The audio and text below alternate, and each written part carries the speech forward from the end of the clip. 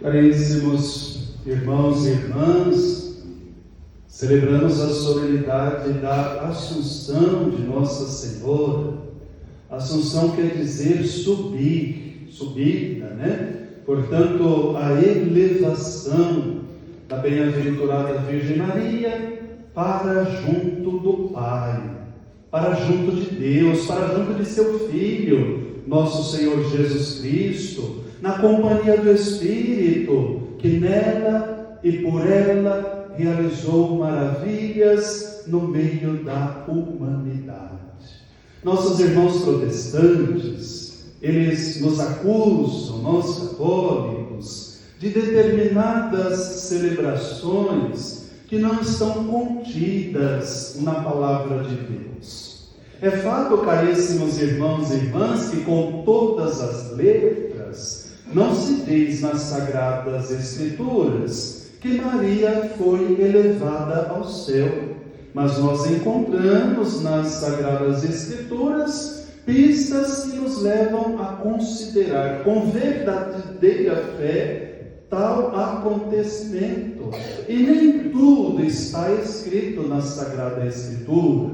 Se vocês chegarem em casa, pegarem lá a Bíblia de vocês e verem lá no finalzinho do capítulo 20 e também do capítulo 21 do Evangelho segundo São João, está dito: muitas outras coisas aconteceram que não estão escritas neste livro, né? Então é fato que nem todas as coisas estão escritas na Sagrada Escritura. E além mais, na Sagrada Escritura, por exemplo, não está escrito quais são os livros canônicos ou os livros que nós temos como inspirados pelo Espírito Santo. Não tem a lista dos livros canônicos, dos livros inspirados pelo Espírito Santo na Sagrada Escritura. Isso não está escrito, né? Por exemplo, os nossos irmãos protestantes dizem que a Bíblia deles tem 7 livros a menos. Não está escrito na Sagrada Escritura que sejam 64, que sejam 73, que são 2. Por exemplo, por que nós temos 4 evangelhos? Por que o próprio Evangelho de Tiago, por exemplo, não é da Sagrada Escritura, não está contido na Sagrada Escritura? Porque a Igreja, mãe e mestra da verdade, no discernimento das coisas, disse o próprio Evangelho de Tiago,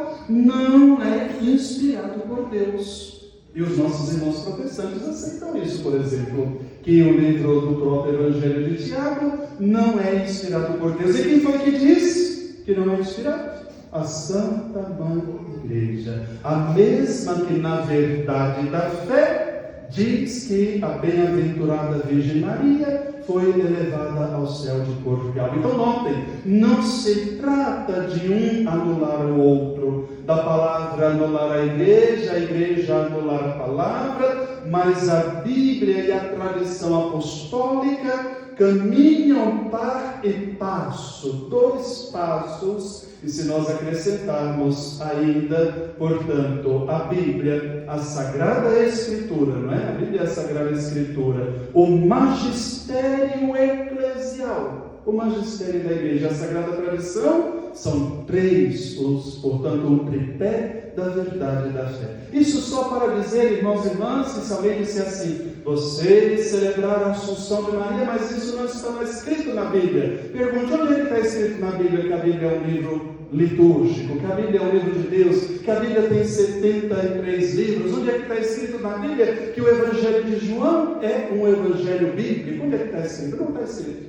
Nem tudo está na Sagrada Escritura. A tradição eclesial é que nos dá esta definição de fé. E ninguém duvida que o Evangelho segundo São João é palavra de Deus. Feita esta introdução, irmãos e irmãs, sobre esta celebração da Assunção de Nossa Senhora, Maria que subiu ao céu de corpo e alma, vamos observar a primeira leitura tirada do livro das Crônicas. Davi, vencedor de uma batalha, ele conquista a cidade de Jerusalém, ele quer fazer de Jerusalém capital do seu império, capital do seu reinado. E ali ele convida, portanto, todos a subir a Jerusalém para um importante acontecimento. A Arca de Deus é introduzida em Jerusalém. O que é a Arca de Deus, irmãos e irmãs? É muito mais do que uma caixa. A Arca de Deus é o receptáculo da palavra, as tábuas da lei, os mandamentos que Moisés recebeu no Monte Sinai são guardados dentro desta arca, e ela é, na vida do povo de Deus, o sinal da presença e da palavra do Senhor. Então não se trata somente de introduzir uma arca em Jerusalém, mas de dizer: aqui é a cidade do Senhor, aqui é onde Deus estabelece a sua presença no meio de nós.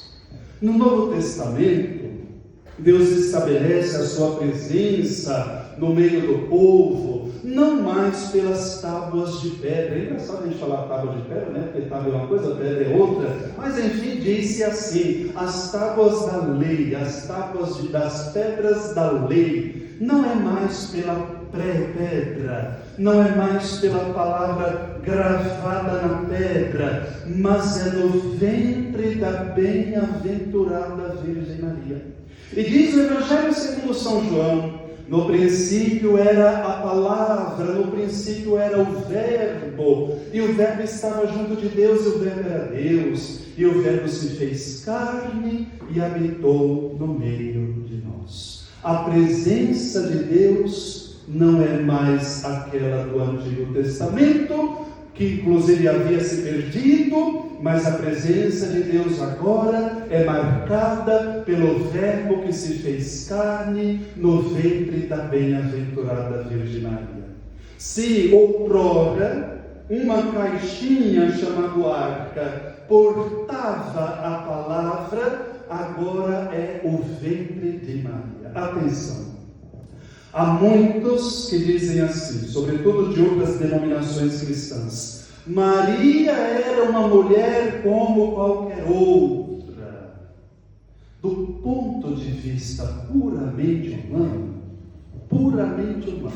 é verdade que Maria é semelhante a todas as mulheres. Ela não é deusa, ela é uma pessoa humana. Aqui nós temos, por exemplo, a Elisandre, ali um pouquinho mais atrás, e aqui nós temos a Patrícia, duas mulheres semelhantes, duas pessoas humanas feitas de carne, são semelhantes. Então, do ponto de vista humano, é verdade que a bem-aventurada Virgem Maria é uma mulher semelhante a tantas outras mulheres. Contudo, no plano da graça, ela é inigualável. Somente ela, a bem-aventurada Virgem Maria, pôde ser chamada a mãe do Salvador.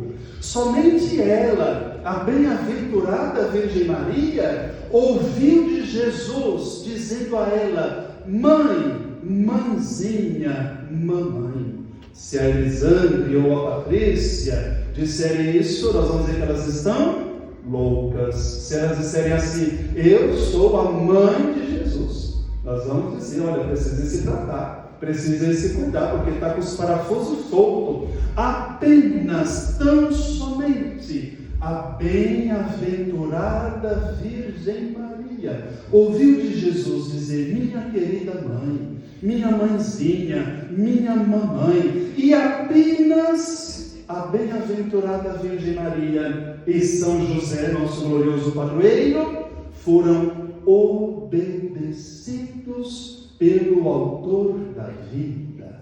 Apenas os dois. Quando Jesus se perdeu no templo em Jerusalém, e depois eles vão lá e o encontram de novo, diz a palavra de Deus que Jesus voltou com eles, e lhes era obediente. Nosso Senhor obedeceu a uma mulher, somente uma mulher, a mãe, a sua querida mãe. Se nosso Senhor Jesus Cristo, Deus onipotente, Verbo, palavra criadora, obedeceu à bem-aventurada Virgem Maria, tomou-a com cuidado filial, como é que nós vamos desonrar, desobedecer, maldizer a mãe daquele Deus Criador que a obedeceu? É no mínimo, irmãos e irmãs, falta de compreensão de quem é a pessoa de Jesus Cristo. Amante, para dizer pessoa que muito ama, não amante no sentido relacional, não é de marido e de mulher, mas amante no sentido de muito, quem muito ama, extremamente amante da bem-aventurada Virgem Maria. Como é que nós não vamos honrá-la? E aquele que tudo pode, não poderia ele levar a sua mãe em corpo e alma ao céu? Não só o podia, como o fez. Nós ouvimos no Salmo responsorial que nós cantamos. Depois eu vou pedir para vocês cantarem o refrãozinho, tá bom? Nós ouvimos no Salmo responsorial: subi, Senhor, subi com vossa arca poderosa. Ora, se o Salmo diz isto, de que o Senhor deveria subir ao seu trono com a sua arca poderosa, de uma arca de madeira, quanto mais não o faria Jesus Cristo com a sua mãe, arca da nova e eterna aliança. Por último, caríssimos irmãos e irmãs, Maria, a arca da aliança, porque trouxe Jesus no próprio ventre. Daqui a pouco, nós vamos receber o Santíssimo Corpo e Sangue de Jesus. E nós também nos tornaremos, pelo menos nesta noite, arcas de Jesus Cristo, arcas do Santíssimo Corpo e Sangue do Senhor. Se Maria Santíssima foi elevada ao céu, porque se tornou arca da nova e eterna aliança, aonde iremos nós, que também portamos Jesus Cristo em nós, que também nos tornamos arca? Quereis chegar ao céu? Não falteis à missa. Quereis chegar ao céu? Não deixeis de adorar Jesus Eucarístico. Quereis chegar ao céu? Não deixeis passar uma só oportunidade de estar diante do santo altar da Eucaristia. Aquela que trouxe Jesus no ventre foi elevada porque o cortou. Quem recebe o Santíssimo Corpo e Sangue de Jesus com piedade, com devoção, com entrega total, porque diz São Paulo também nas suas cartas que quem comunga indevidamente, comunga a sua própria condenação. Portanto, com piedade, com devoção, com entrega, com confiança, com convicção. Quando o padre, o ministro, vai dar a comunhão, que diz assim: o corpo e sangue de Cristo, vocês dizem amém, amém. Alguns não falam nada, está errado, tem que dizer amém. É isso mesmo, a convicção de participar do mistério de Cristo Jesus Eucarístico. Um dia será para nós um penhor de eternidade e poderemos nos colocar diante do seu trono. Subi, Senhor, subi com vossa arca poderosa, assim como elevastes a vossa arca materna, elevai também a nós vossas arcas servidoras do testemunho do Evangelho nesta caminhada de peregrinos. Assim seja. Amém. Para interiorizar, portanto, este salmo, vamos cantar o refrãozinho 2 vezes, tá bom? Só o refrãozinho 2 vezes, para interiorizarmos e pedimos ao Senhor: elevai-me, Senhor, para junto de Ti, para participar da Tua glória. Subi, Senhor, para o lugar de vosso pouso. Subi com vossa arca poderosa. Subi, Senhor, para o lugar de vosso